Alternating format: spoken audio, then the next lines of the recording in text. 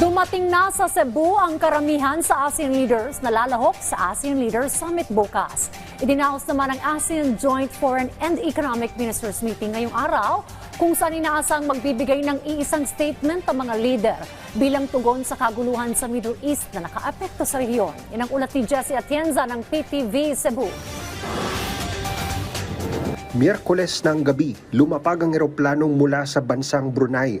Lula nito si His Majesty Sultan Haji Hassanal Bolkiah kasama ang anak na si Prince Abdul Mateen Bolkiah.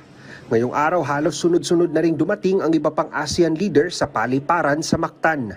Dumating ang Prime Minister mula sa Kingdom of Cambodia na si Samdech Mohaborvor Thipadehon Manet.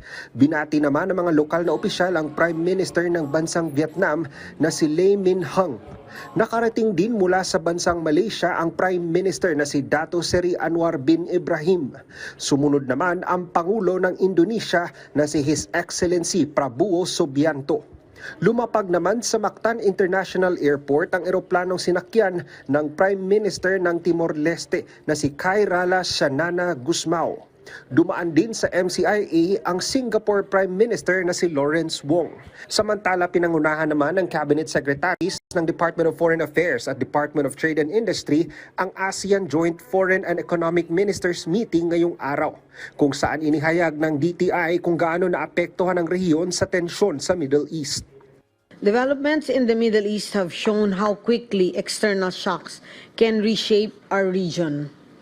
What began as a distant crisis is now affecting energy prices, supply chains, and economic conditions across ASEAN. These are not isolated effects. These are a reminder that our economies and our vulnerabilities are closely linked. We are already seeing the consequences. Higher fuel and food prices are straining households. Businesses, especially MSMEs, are managing rising costs and uncertainties. This is precisely why this joint meeting matters.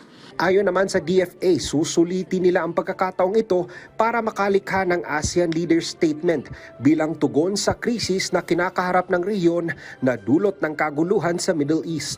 With this in mind, we will look to issue at the summit an ASEAN Leaders Statement on the response to the Middle East, which expresses not just our unified position, but also the foundation for our response to future crises.